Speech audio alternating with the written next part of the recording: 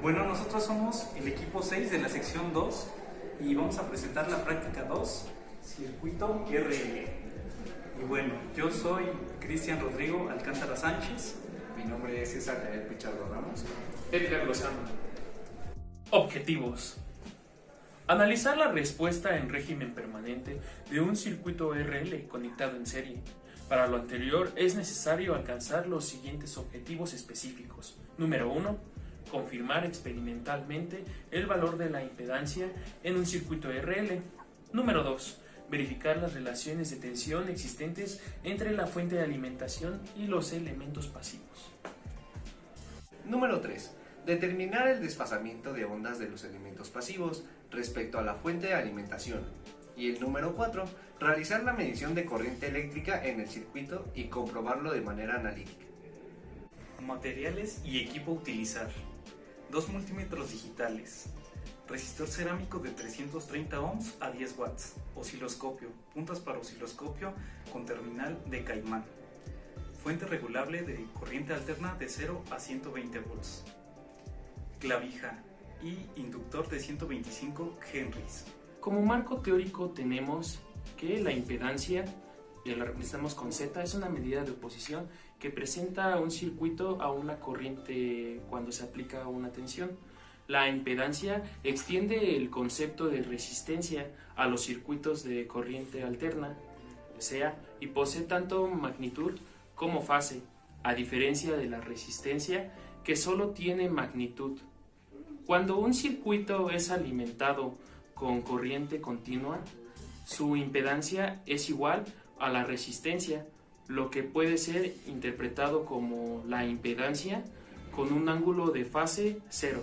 Bien, para seguir con la definición de la impedancia, pues decimos que la impedancia es por definición el cociente Z, que es entre el fasor de la tensión sobre el fasor de la corriente. Vamos a presentar ahora el diagrama de la impedancia. Muy bien, para ello vamos a utilizar un pequeño ejemplo para seguir continuando. Tenemos el ejemplo que tenemos 20 volts en la tensión, 50 Hz. En nuestra resistencia tenemos 1 ohm y este XL lo vamos a manejar como una impedancia de 5 ohms. Muy bien, para ello vamos a aplicar una fórmula como lo aprendimos en álgebra, en donde sacamos el módulo. Entonces vamos a meter R cuadrada más X cuadrada, que es 1 y 5. Todo esto nos da un producto de 5.1 ohms.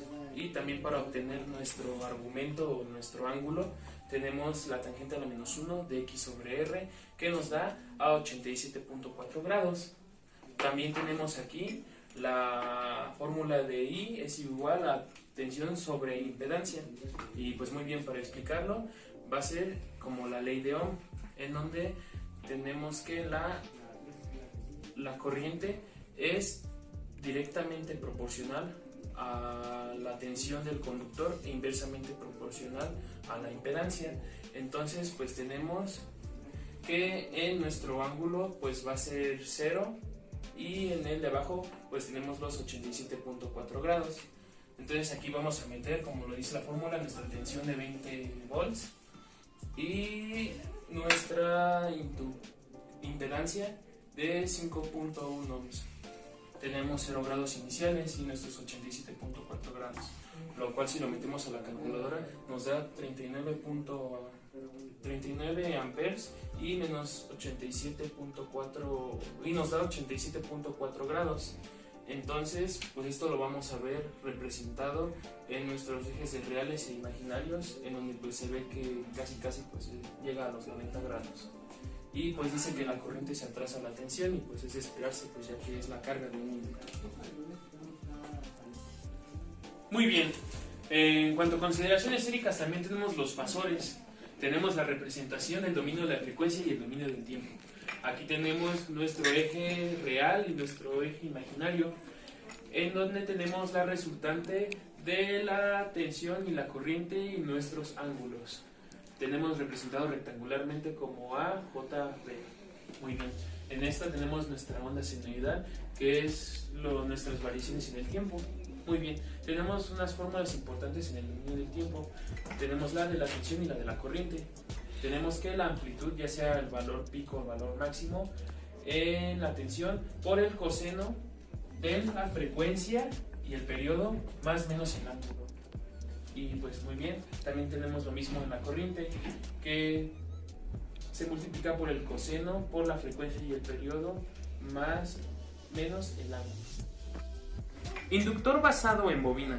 Estos están adheridos en bobina cilíndrica, por lo que estos se nombran como inductores basados en bobina. Estos se utilizan principalmente para el montaje en placas de circuitos impresos.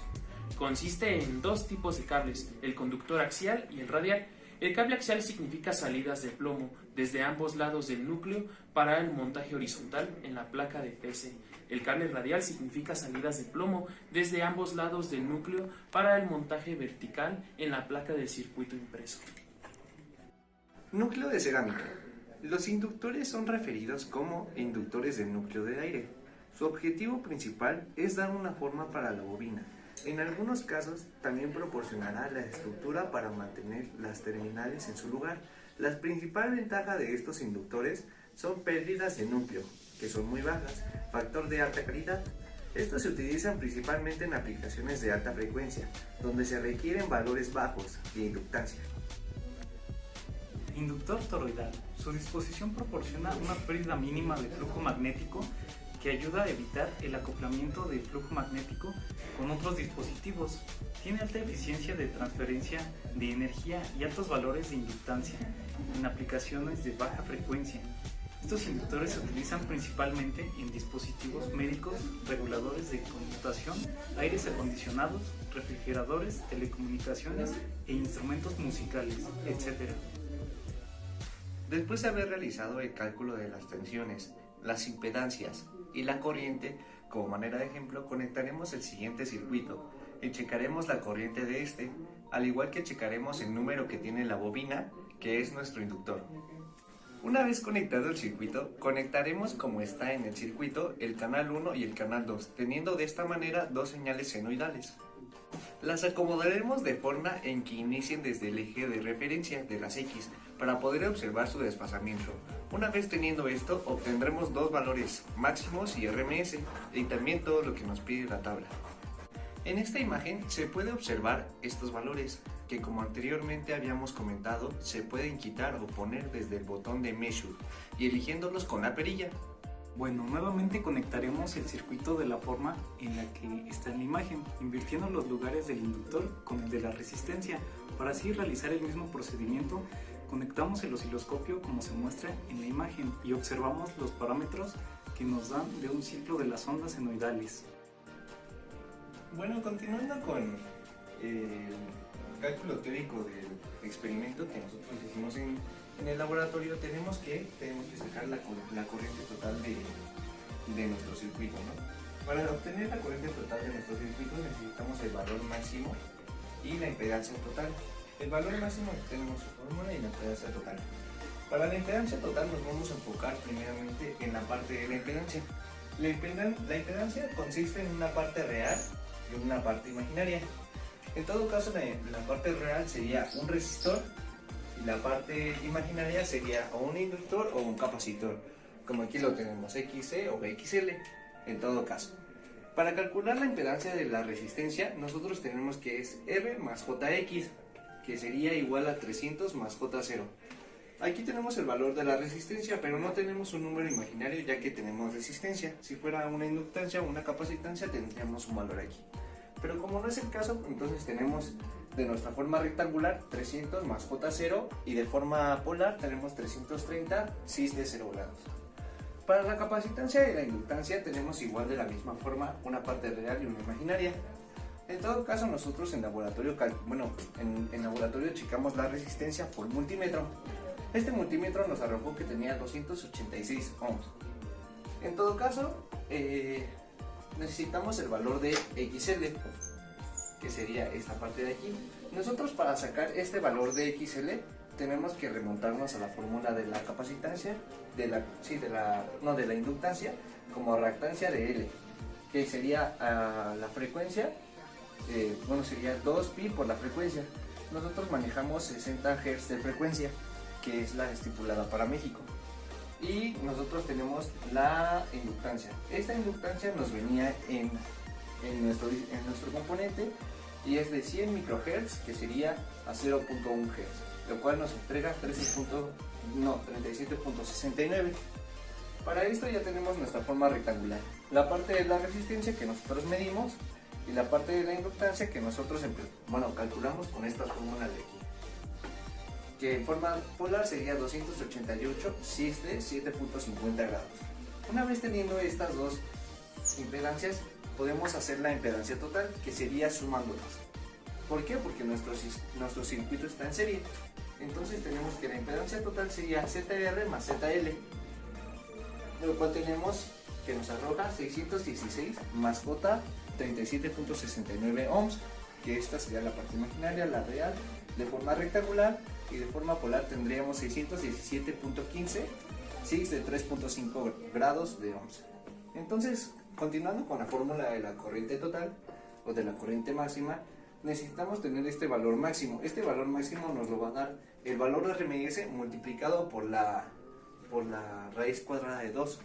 Nosotros tenemos que le aplicamos 12 volts a nuestro circuito, entonces sería 12 por raíz de 2, nos entrega 16.97 cis de menos 90 grados.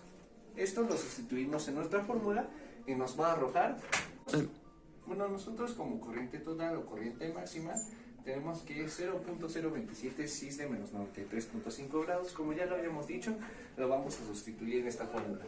Entonces tendríamos que sería IM es igual al valor máximo que tenemos, 16.97 cis de menos 90 grados, sobre la impedancia total, que sería 617.15 cis de 3.5 grados, lo cual nos va a arrojar 0.027 cis de menos 93.5 grados.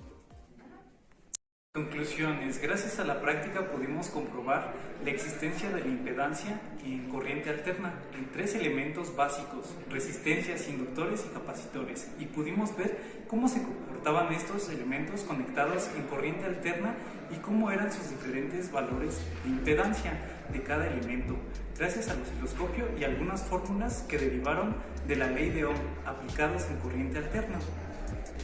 Como conclusión, tenemos que el estudio de resolución de circuitos eléctricos en corriente alterna es algo primordial en nuestra carrera, ya que ocupamos en gran parte de la vida cotidiana estos. Es por ello que en esta práctica se observó el cálculo de impedancias y finalmente el cálculo de tensiones corrientes en cada uno de los elementos, así como el uso del osciloscopio como herramienta para observar el comportamiento de cualquier onda senoidal de los elementos resistivos, capacitivos e inductivos. Podemos concluir que la impedancia es una medida de oposición que presenta un circuito a una corriente cuando se aplica una tensión. En corriente alterna hay impedancias en nuestras resistencias, inductores y capacitores, y lo pudimos comprobar mediante nuestros cálculos teóricos y el osciloscopio.